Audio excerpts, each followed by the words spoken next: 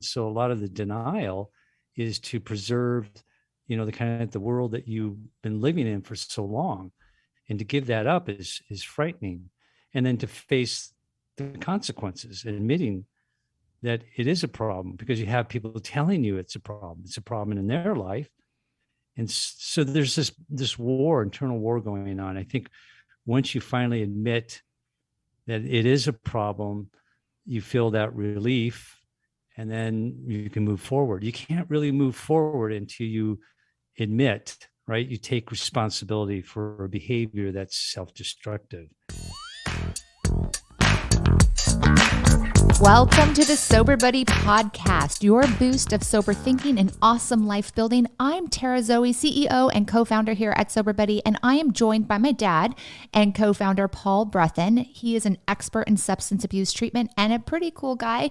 Today we will be talking about a super key topic, not just for recovery, but for all of your life. So it's important.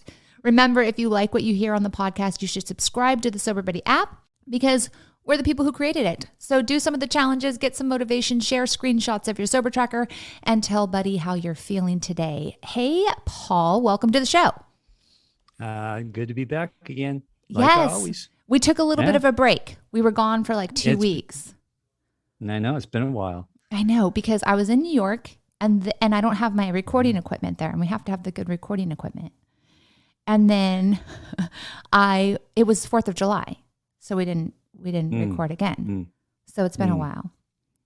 Well, welcome back. Yes, for sure. Now, I was in New York because of multiple things, but one of those was I was doing some filming with Dave from the Dopey podcast. So have you seen any of those? Have you looked at any of those videos yet? Yeah, actually, I watched both of them. Oh, okay. Yeah, we have a ton of videos. He just started posting a couple of them. Well, the one that you did for yourself, and he just jumped right in, took over. Yeah, he has determined that I am not the best host. Yeah, I don't do the mic thing. Like I couldn't remember to like switch the mic from me to the other person. Oh, I was wondering about that. Yeah, so they wouldn't be able to hear because there's a bunch of background. So he kept taking the mic from me, and I was like, because I'm not used to that. I don't ever really interview people. Yeah.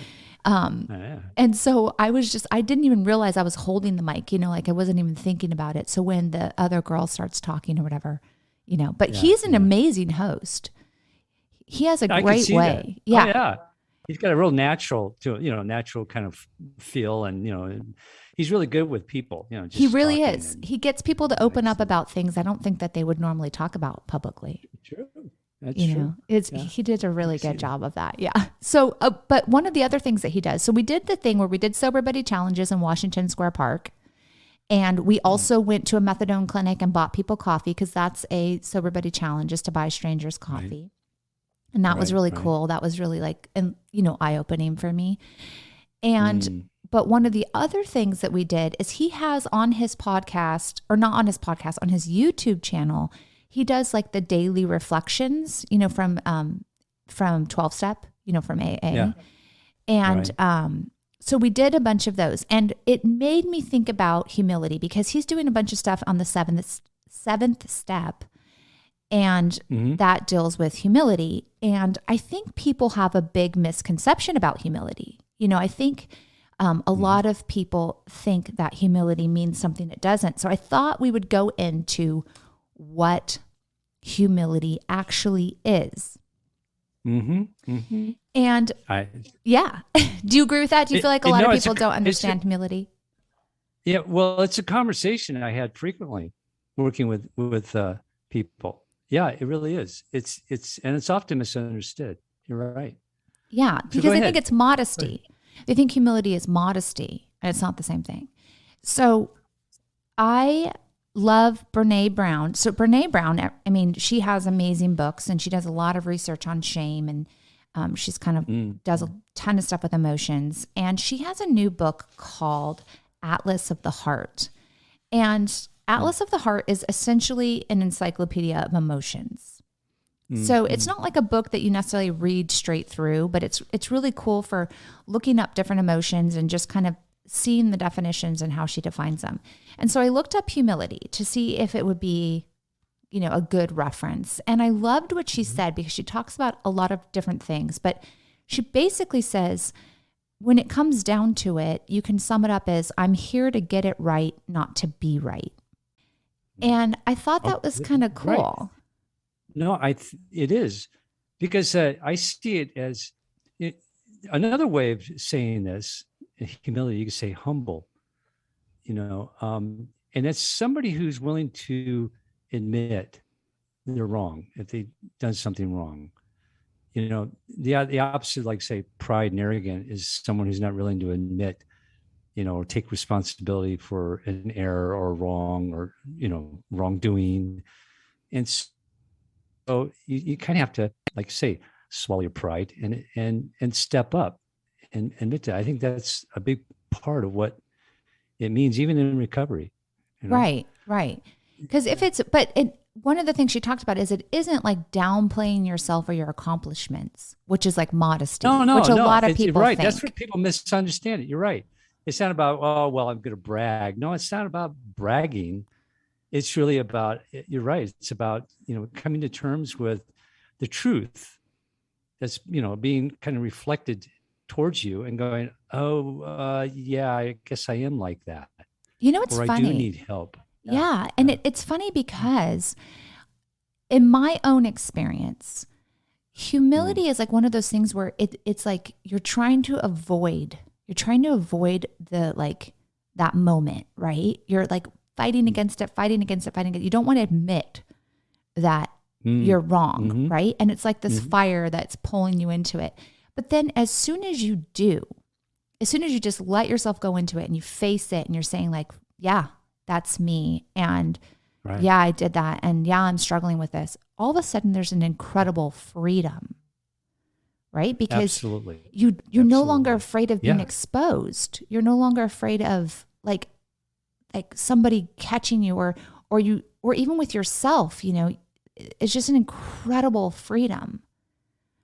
Well, underneath that resistance is the fear of shame. Yeah. See, the rejection of society or people that you care about or family or close people that, are important in your life. And so to admit to a wrong, then there's always the fear that they won't like me anymore. They're going to reject me. I'm going to get in trouble. So there's a lot of motivation to deny or to resist or to ignore, when it comes to so being humble is really stepping up and taking responsibility and admitting it. And you're right. There's like a relief. It's like a burden. And there's also an acceptance of the consequences kind of, like when you admit it and you admit that this is me, then you're also kind of saying, and I know that there's consequences to this and I have to face them. And again, freedom, because you're not afraid, because you're running and running and running from the consequence of it. And then finally, when you just submit to it, it's like, okay. Yeah. And it's incredible healing and freedom. And sometimes, not all the time, but I think for most people, when you admit to something, they're all of a sudden become more gracious and forgiving, because it's like, we're all that. We've all been there and we all know what that's like. So yeah. The fact that you take responsibility is like, well, sometimes like, well, thank God you finally did. It's like, now you're being real and human and I can deal with that. Instead of being the slippery and loose and, like you can't seem to get a hold of a person. They just keep slipping through your fingers, and so humility is kind of a beginning. It's like we can begin to have a real relationship. We can begin to make progress. We can begin to move forward, because when you're in that loop of denial and you're in that loop, it's like then nothing can be addressed. Right. Because you won't let it be addressed. Right. Yeah. And so you live in a distorted reality. You live in an unreal world, you might say. And so things never get resolved. They just keep repeating themselves over and over. And that's, I think people eventually get so frustrated and feeling hopeless and that they eventually just settle that this is as good as it's going to get, or disengage and maybe eventually leave. Right. And then we Right. wonder, why. Well, how come this all of a sudden ended up such a bad situation? Right. Right. Well, And then in recovery, so how does this play into the importance of recovery? So, the huge humility step, because I know it's a big thing. And can you kind of elaborate on how it impacts recovery? good question. Well, it's the internal conflict, and I think people who are struggling with any form of like an addiction, you got this internal war going on. You know that what you're doing is not helpful, it's harmful, yet you just can't seem to help yourself, and it's like you fall into this trap that you can't escape, or a hole. and and so at the same time, you're afraid to admit to it or to bring about change, because you're afraid of what the future would be without the drug, because you have all the reasons why it's helpful. Like when you're doing the pros and cons, people kind of have weigh this out. Well, I don't want to lose this because it helps me with emotions or with sleep or in social settings, or so we have all these reasons. And so a lot of the denial is to preserve, the kind of the world that you've been living in for so long. And to give that up is frightening. And then to face the consequences and admitting that it is a problem, because you have people telling you it's a problem in their life. And so there's this war, internal war going on. I think once you finally admit that it is a problem, you feel that relief, and then you can move forward. You can't really move forward until you admit, right? You take responsibility for a behavior that's self-destructive and in Right. other people's lives. So that's why it's one of the steps.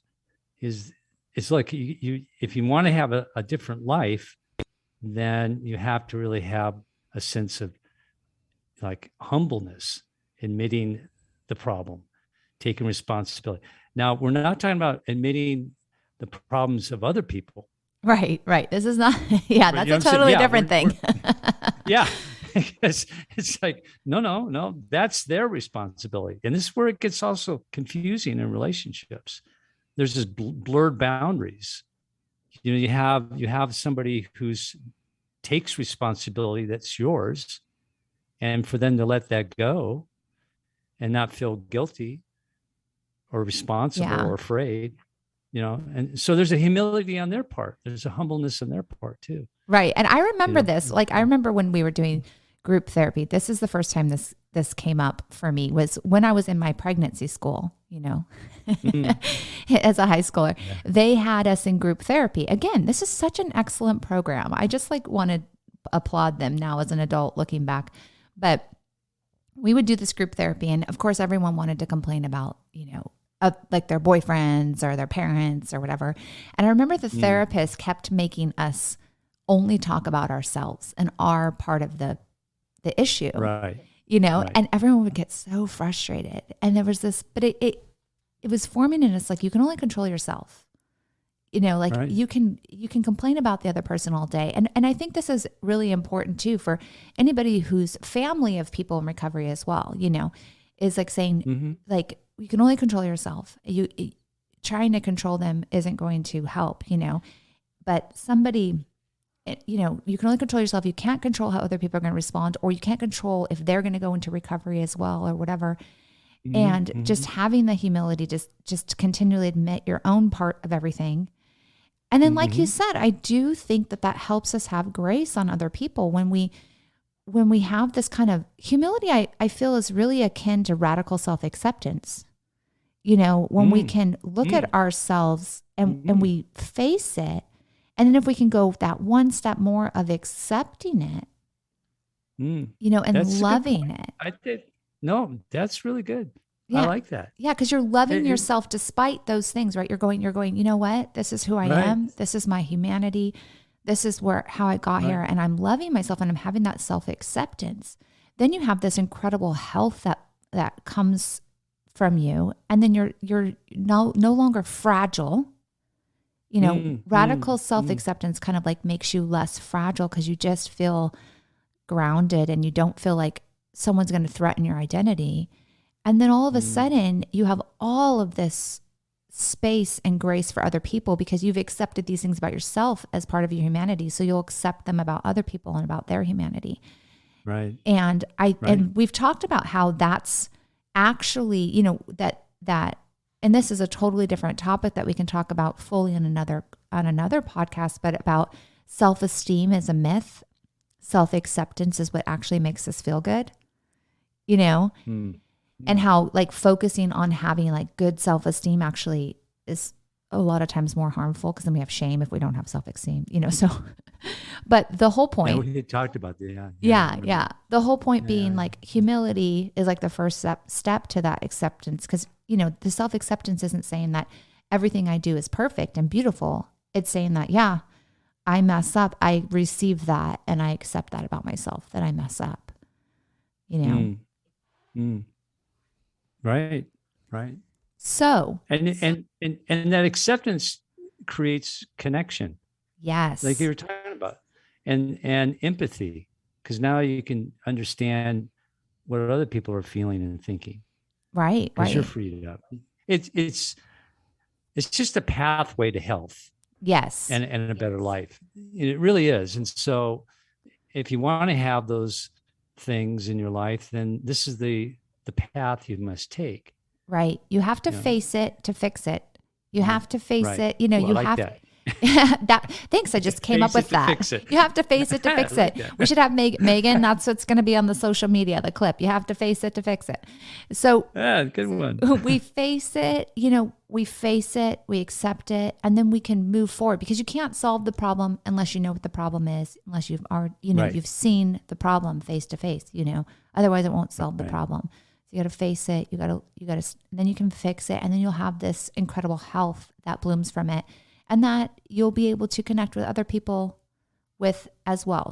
I hope that helps. Yes.